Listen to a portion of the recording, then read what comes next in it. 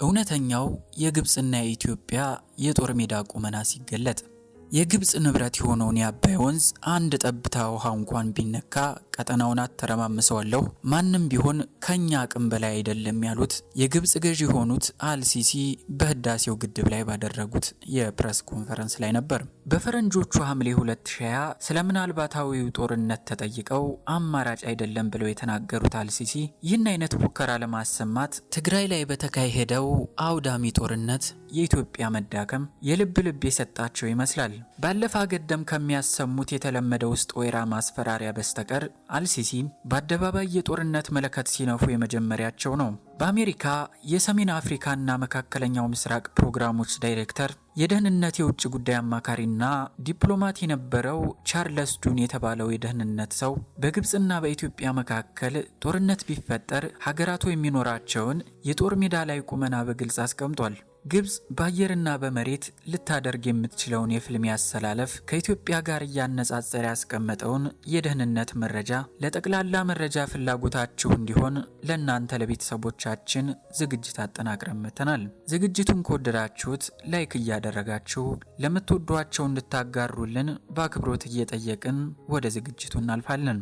ግብጽ የግድቡን ፕሮጀክት ለማደናቀፍ ለዓመታት ወታደራዊ አማራጮችን ተመልክታለች። እንደ አውሮፓውያን አቆጣጠር በ2013 በወቅቱ ፕሬዝዳንት ሙሐመድ ሙርሲ በሰዓቱ እየተገነባ ስለነበረው የህዳሴው ግድብ ተጽዕኖ ለመወያየት በሀገራቸው አሉ የተባሉ ፖለቲከኞችን አሰባስበው የዝግ ስብሰባ አካሂደው ነበር። ስብሰባቸው በብሔራዊ ቴሌቪዥን እየተላለፈ እንደነበር ያልተገነዘቡ የስብሰባው ተሳታፊ ፖለቲከኞች የግድቡ መሰራት በግብጽ ላይ ጦርነት እንደማወጅ በመሆኑ ግድቡ በኃይል የሚፈርስበትን አማራጭ ሲዶልቱ ምስጢራዊ በመሰላቸው ስብሰባ ላይ በአደባባይ ታይተዋል። የስብሰባው ተሳታፊዎች ግድቡን የሚያስቆሙ 4 አማራጮችን አቅርበው ነበር። እነዚህም አንደኛ፣ በኢትዮጵያ ውስጣዊ የፖለቲካ ጥል ውስጥ እጅን ማስገባት፣ ሁለተኛው በኢትዮጵያ የውስጥ ተቃዋሚዎችን በማስታጠቅ ግድቡ እንዳይሰራ ማድረግ፣ ሶስተኛው የግብጽ ልዩ ኃይል በመጠቀም ግድቡን በምስጢር ማበላሸት ሲሆን አራተኛው ደግሞ የአየር ላይ ትርኢቶችን በማሳየት ኢትዮጵያን ማስፈራራት የሚሉት አማራጮች ነበሩ። ምናልባታዊ ለተባለው ጦርነት የኢትዮጵያና የግብጽ የጦርነት ቁመና በሜዳ ላይ ምን ይመስላል? ቀጥሎ በዝርዝር የምናየው አንኳር ጉዳያችን ይሆናል። የወታደራዊ ሚዛን። የግብጽ ወታደራዊ አማራጮች ምንድናቸው? ወደ ውጊያ የምትገባ ቢሆንስ የግብጽ የስኬት እድሎች ከኢትዮጵያ አንጻር ምን ያህል ነው? ወረቀት ላይ በሰፈረው መረጃ መሰረት የምድርና የአየር የጦር ሚዛኑ ወደ ግብጽ ያዘነብላል። ዓመታዊ ወታደራዊ አቅምን በሚመዘግበው ግሎባል ፋየር ፓወር በተባለው ድረገጽ ግብጽ ከ139 ሀገራት የ9ኛ ደረጃን የያዘች ሲሆን ኢትዮጵያ ደግሞ የ60ኛ ደረጃ ላይ ተቀምጣለች። ደረጃ አሰጣጡ ወታደራዊ ሀብቶችን፣ ተዋጊ የሰው ኃይሎችን፣ የጦርነት የሎጂስቲክስ ዕቃዎችን፣ የማጓጓዝ አቅሞችንና ሌሎችን የሚያገናዘበ ነው። ግብጽ የባህር ኃይል ባለቤት እንደመሆኗ 2 የፈረንሳይ ስሬት ያላቸው የአየር ተዋጊዎች፣ የጦር መሳሪያ ተሸካሚና 8 ሰርጓጅ መርከቦች ያሏት ሲሆን በኢትዮጵያ በኩል ደግሞ የአየር ኃይላችን በፈረንጆቹ 1996 የኢትዮጵያና ኤርትራን መለያየት ተከትሎ ስራውን አቁሟል። ኢትዮጵያ በፈረንጆቹ 2018 የባህር ኃይሏን መልሳ እንደምታቋቁም አሳውቃ ነበር። ፈረንሳይም የባህር ኃይላችንን መልሳ ለማቋቋም መስማማቷን ገልጻ ነበር። ከላይ የተጠቀሱት መስፈርቶች የኢትዮጵያንና የግብጽን እውነተኛ ወታደራዊ ሚዛን ሙሉ ታሪክ አይናገርም። ግብጽ ኢትዮጵያን ለማስፈራራት የሚሆን የግድቡን ፕሮጀክት ለማሽመድመድ የትኛውንም አይነት ውጤታማ ወታደራዊ እርምጃ ለመውሰድ አስፈሪ እንቅፋቶች ያጋጥሟታል። የግብጽ አማራጮች። ግብጽ በድፍረት ወታደራዊ ወረራ የማድረግ ውሳኔ ላይ ብትደርስ አማራጮቿ 3 ናቸው። የምድር ጦር መጠቀም፣ የአየር ላይ ድብደባ ወይም ልዩ ኃይሏን መጠቀም። ግብጽ እነዚህን 3 አማራጮች ለመጠቀም ጦርነት ያለማሸነፍ አሳፋሪ ታሪኳ ጋር ተደማምሮ ከአቅሟ በላይ የሚሆን ፈተና ያጋጥማታል። 3ቱ የግብጽ አማራጮች ማለትም የአየር፣ የምድርና የልዩ ኃይል ፍልሚያ አማራጮችን በጦርነቱ ሜዳ ላይ የሚኖረንን ቁመና በዝርዝር እንመልከት። አንደኛ፣ የምድር ጦር ድብደባ። ካይሮ በሰለጠነ የምድር ጦር ብዛት ከኢትዮጵያ የተሻለ ቁጥሮችን ትወስዳለች። ነገር ግን በምድር ላይ ለምታደርጋቸው ማንኛውንም አይነት ጥቃት ፖለቲካዊና የጦር መሳሪያዎችን የማጓጓዝ ስራ ላይ የማትወጣው ፈተና ይገጥማታል። አብዛኞቹ የግብጽ ወታደራዊ ካምፖች ናይል ዴልታ በሚባለው የአባይ ወንዝ ሜዲትራኒያን ባህርን በሚቀላቀልበት ስፍራ በተፈጠረው ደለላማ የግብጽ ሰሜናዊ ክፍል የተከማቹ ናቸው። ከላይ በተጠቀሰው ምክንያት በስተደቡብ ማለትም ለኢትዮጵያ ቅርብ ከሆነው የደቡብ ክፍል ትልቅ ቁጥር ያለው የምድር ጦሯን አስነስታ ለማምጣት አቅም ያንሳታል። ከግብጽ 790 ኪሎ ሜትር ርቀት ላይ በተቀመጠው የህዳሴው ግድብም ይህ ነው የሚባል ጦር ለማጓጓዝ ወታደሩን ከነሙሉ መሳሪያው ለማንቀሳቀስ የሎጂስቲክስ የአቅም ውስንነት ስላለባት የማይቻል ያደርገዋል። ግብጽ ጦሯን አስነስታ በምድር ወደ ኢትዮጵያ ለመምጣት ከኤርትራ ወይም ከሱዳን የማለፊያ ፈቃድ ማግኘት አለባት። ጠቅላይ ሚኒስትር አብይ ከዚህ ቀደም በግድቡ ላይ ከግብጽ ጋር ጦርነት ካስፈለገ በሚሊዮን የሚቆጠሩ ኢትዮጵያውያንን የማሰለፍ አቅም አለኝ ማለታቸውና የኢትዮጵያ የጦርነት ታሪክ በቀላሉ የማይታይ ማስፈራሪያ መሆኑን ግብጾች ተገንዝበዋል። በእነዚህና መሰል ምክንያቶች ግብጽ በምድር ጦር የምታደርገውን ግድቡን የማፍረስ ህልም በአጭሩ የተቀጨ የማይሳካ ህልም ይሆናል። የግብጽን የጦር መሳሪያ አጠቃላይ የበላይነት የሚይዘው የምድር ጦሯም ከስሌት ውጭ ይሆናል። ሁለተኛ፣ የአየር ላይ ድብደባ። የግድቡን ስራ ለማስቆምና ለወታደራዊ ኢላማ የአየር ላይ ድብደባ ለግብጽ ከሌሎች የተሻለ አማራጭ ሊሆን ይችላል።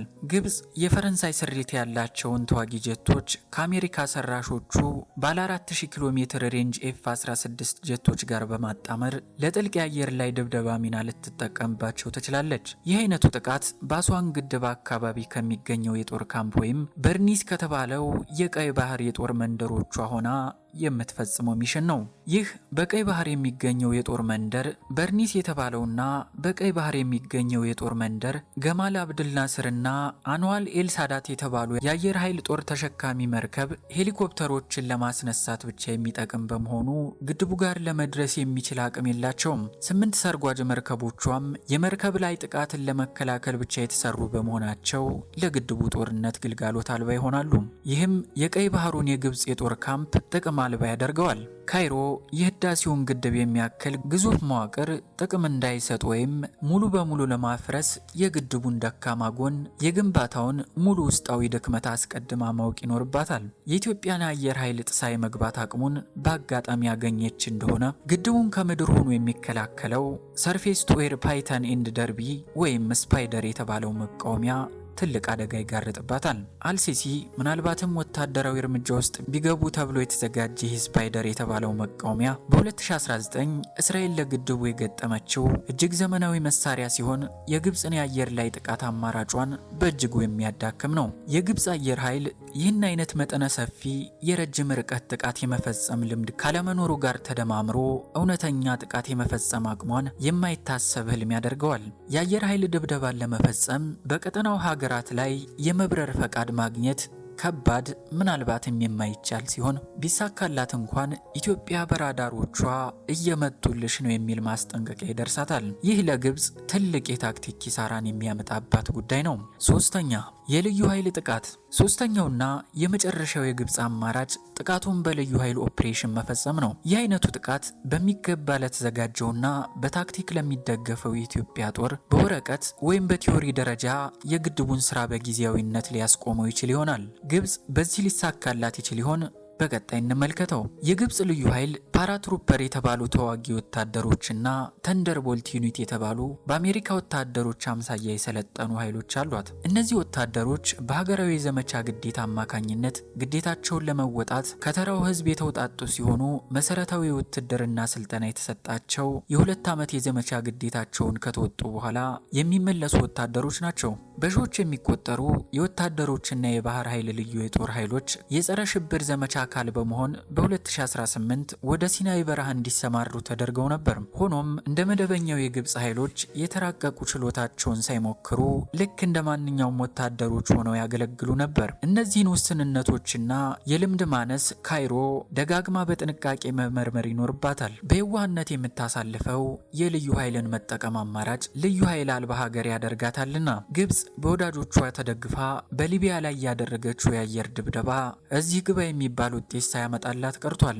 ይህም ከራሷ ድንበር ተሻግራ በምትፈጽማቸው ጥቃቶች ላይ አጠያያቂ የሆነ ችሎታዋን አሳይቷል። በተመሳሳይ በሰሜናዊ የሲናይ በረሃ ያደረገቻቸው ጸረ ሽብር ዘመቻ የታክቲክና የአፈጻጸም ድክመት የታየበት ነበር። የዋሽንግተን ካርድ የመጨረሻውና ወሳኝ ሚና ሊጫወት የሚችለው ሁኔታ የአሜሪካ ወገንተኝነት ነው። ግብጽ በኢትዮጵያ ላይ ጦርነት ብታውጅ የአሜሪካ እገዛ ምን ያክል ይሆናል የሚለው ተገማች ያልሆነ ስሌት ነው። የአሜሪካ ድጋፍ ምናልባትም ግብጽ መምታት ያለባትን ኢላማዎች የመጠቆምና የተጎዱ የአየር ኃይል ንብረቶቿን የመተካት ስራ ልትሰራ ትችላለች። ከዚህ ቀደም በሳውዲ አረቢያና የመን ዘመቻዎች ይህም ማድረጓ ስለማይዘነጋም፣ ነገር ግን ይህ የድጋፍ አማራጭ በዶናልድ ትራምፕ ዘመን እውን ሊሆን የሚችል ቢሆንም በጆ ባይደን የስልጣን ዘመን የመፈጸም ነገሩ ጥያቄ ውስጥ የሚገባ ጉዳይ ነው። አሜሪካ ለግብጽ ብትወግን እንኳን የጦርነቶች አለቃ ሀያል ሀገር የሆነችው እስራኤል ከኢትዮጵያ ወገን መቆሟ የማይቀር ይሆናል። በመጨረሻ ግብጽ